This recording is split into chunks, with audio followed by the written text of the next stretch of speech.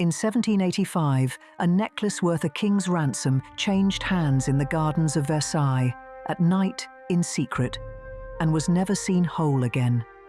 The queen it was meant to destroy never even touched it. That is where this story begins.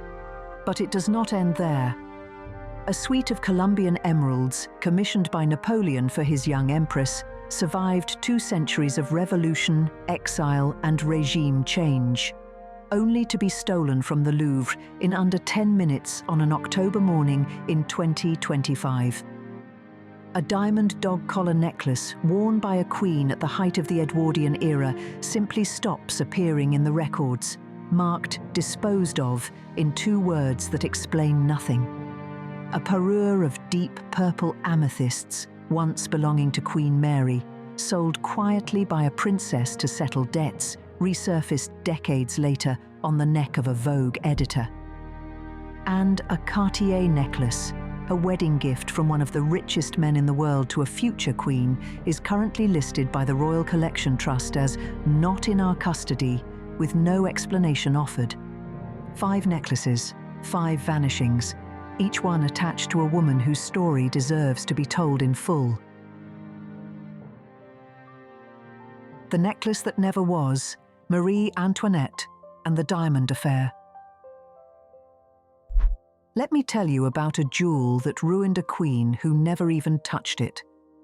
In the 1770s, 2 Parisian jewelers, Charles Auguste Baumer and Paul Bassange, made what I can only describe as the most catastrophic business decision in the history of fine jewelry.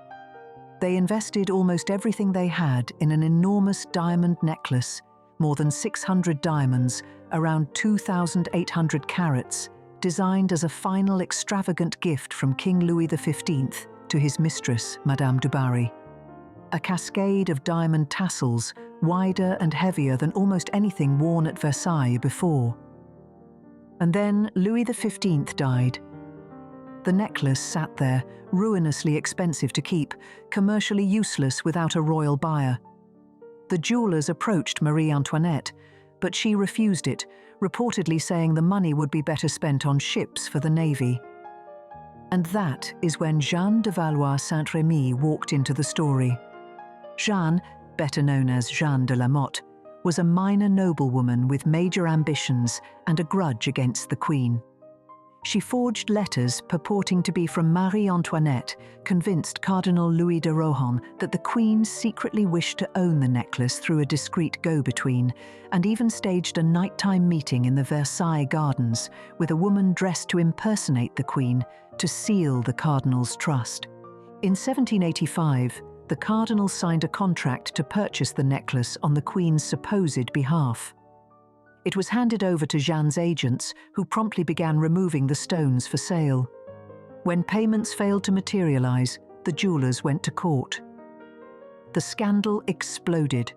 Marie Antoinette, completely innocent, found herself at the center of a very public trial. The verdict was devastating, not for Jeanne, but for the monarchy. Jeanne was convicted and branded with a V for Voluce, thief. But the Cardinal was acquitted to loud public applause. In the eyes of many Parisians, that acquittal suggested the Queen had been scheming all along. By then, the necklace was already effectively gone. The diamonds had been removed from their mounting, sold individually across Europe, repurposed into other pieces. A Bond Street jeweler later recalled buying a significant number of stones, possibly from the original necklace, shortly after they vanished onto the black market. In the 21st century, Sotheby's offered an 18th century diamond necklace of around 500 stones with catalogue essays explicitly linking it to the affair. Marie Antoinette was guillotined in 1793, having never worn the necklace that bore her name in the public imagination. The physical jewel vanished into hundreds of anonymous stones, while its ghost remained in literature, film, museum labels, and auction marketing. The necklace that destroyed a queen was never hers to begin with.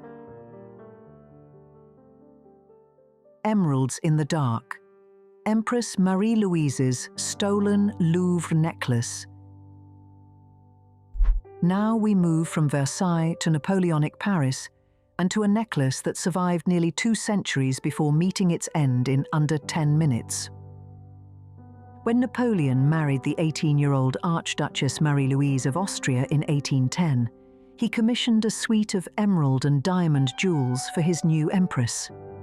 The necklace was extraordinary. Large, rectangular Colombian emeralds framed in diamonds, with a clean, almost architectural setting that balanced opulent stones against early 19th century refinement. The emeralds evoked victory, fertility, renewal, themes Napoleon was eager to project after years of war. After his fall, Marie-Louise was permitted by treaty to keep certain jewels considered personal property, and the emerald suite travelled with her back to Austria. It passed through her Habsburg descendants for much of the 19th century, then left the Habsburg line entirely and entered the collection of Liliane de Rothschild, a French aristocrat celebrated for her love of objects connected to the Ancien Régime. In 2004, the Friends of the Louvre acquired the emerald necklace and earrings from the Rothschild descendants for €3.7 million. At the time, a record price paid by a museum for a single set of jewels. The purchase was part of a broader effort to reassemble France's dispersed crown jewels, many of which had been sold at auction in 1887 by the Third Republic, deliberately breaking with the imperial past. For 21 years, the necklace sat in the Galerie d'Apollon, glittering in its case. And then, on the morning of October 19, 2025, 4 thieves arrived. Using a vehicle-mounted mechanical ladder to access an upper-floor window, they cut through glass, overpowered guards, smashed high-security display cases, and fled with 9 items in under 10 minutes. Among them, the emerald necklace and earrings of Empress Marie-Louise, set with more than 1,000 diamonds. French media described it as a national disaster. Art and jewel recovery experts, including Arthur Brand, have warned that the most likely fate is disassembly. The gems pried out, the gold melted down, the components sold individually on the grey market. Because a piece this recognizable cannot be sold intact without attracting immediate attention. If the necklace is broken up, it will join Marie Antoinette's diamond necklace in historical limbo, its emeralds perhaps living on in anonymous rings and pendants with no hint of their imperial past. For now, it is simply missing. Removed from the Louvre's inventory, from museum labels, and from the sightlines of tourists who once paused in front of its case. Queen Alexandra's vanishing dog collar necklaces. Now we cross the channel, and into a different kind of disappearance. Not theft, not revolution. Something quieter and in some ways more unsettling. Queen Alexandra, consort of King Edward VII, transformed royal jewellery in the late 19th and early 20th centuries.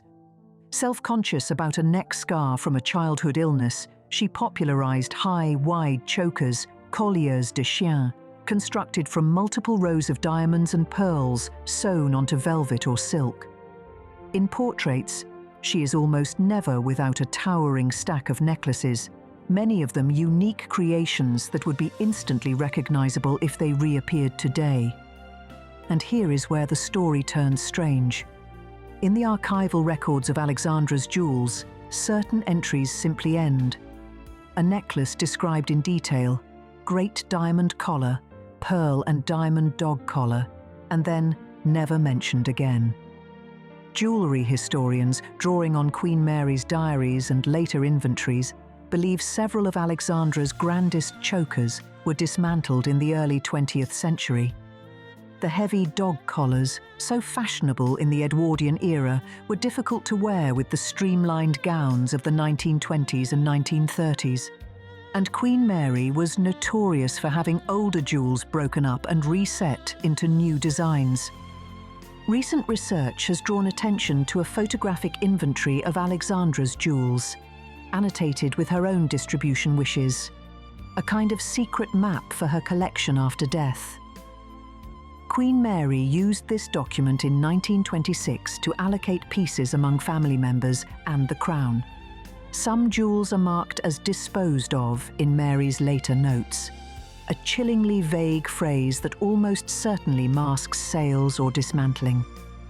An Indian diamond collar with more than 100 pearls and thousands of diamonds appears to have simply vanished, supposedly taken apart because it was too heavy and old-fashioned. Some historians suspect that jewels Alexandra intended for her daughter Princess Victoria were later sold quietly, leaving no official record. A queen's carefully planned legacy disappearing into the shadows of estate sales and anonymous collections. Queen Mary's amethyst parure, from royal gift to fashion editor. And then there is the story I find most extraordinary, because this one has a twist ending. In the 1890s, the future Queen Mary, then Duchess of York, acquired a set of deep purple amethysts at a charity auction, later having them set into a complete parure, tiara, necklace, earrings, brooch, and ring. The amethyst necklace combined substantial oval stones with intricate gold filigree, giving it a warm, almost antique look that period photographs capture with absolute clarity. After Queen Mary's death, the parure is widely believed to have passed to Princess Margaret, the glamorous younger sister of Queen Elizabeth II, known for her love of dramatic jewels and couture. An apt wearer of those saturated purple stones. But by the 1980s, the parure had left royal ownership entirely. Royal jewellery commentators report that Princess Margaret sold the amethysts, likely to help settle personal debts, in a private transaction that attracted little public attention. In 1993, the suite surfaced at Sotheby's Geneva, where it sold for around £55,000 to an anonymous bidder. And then, nothing. For over a decade. Until 2007, when the amethyst necklace appeared on the neck of Vogue editor Anna Wintour at a party at London's Victoria and Albert Museum. Jewellery bloggers pounced, comparing photographs of Wintour's necklace with images from the 1993 Sotheby's sale and earlier royal portraits. Multiple specialist sources now accept that Wintour either purchased the necklace herself or acquired it from the anonymous buyer. In more recent images, the necklace appears slightly altered. Some diamonds removed, the setting simplified, another layer of transformation distancing it from its royal origins. From the perspective of the British royal vaults, the amethyst necklace is definitively gone. It does not appear in the Royal Collection Trust's lists. And yet, through modern photography and red carpet footage, its visual presence is stronger than ever. A once royal jewel, now a fashion editor's signature accessory. Whether that is a tragedy or a rather wonderful second act, I genuinely cannot decide. The Nizam of Hyderabad necklace, a gift fit for a queen, now unaccounted for. Our final necklace brings us to 1947 and to what may be the most romantic origin story of all. Mir Osman Ali Khan, the last Nizam of Hyderabad, widely regarded at the time as one of the richest men in the world, could not attend the wedding of Princess Elizabeth and Philip Mountbatten in person. So he told Cartier in London to let the young princess walk in and choose anything she wanted as her wedding present. Elizabeth selected a Cartier platinum necklace originally designed in the 1930s, a chain of 38 brilliant cut diamond collets, a pavesette center section, and a detachable double-drop pendant of 13 emerald-cut diamonds and a pear-shaped drop, roughly 250 to 300 diamonds in total. Rich and yet surprisingly modern. It became one of her most worn formal jewels almost immediately. Within days of her accession in 1952, she sat for the Dorothy Wilding photographic sessions, the images used on stamps and official portraits across the Commonwealth, wearing the Nizam necklace at her throat.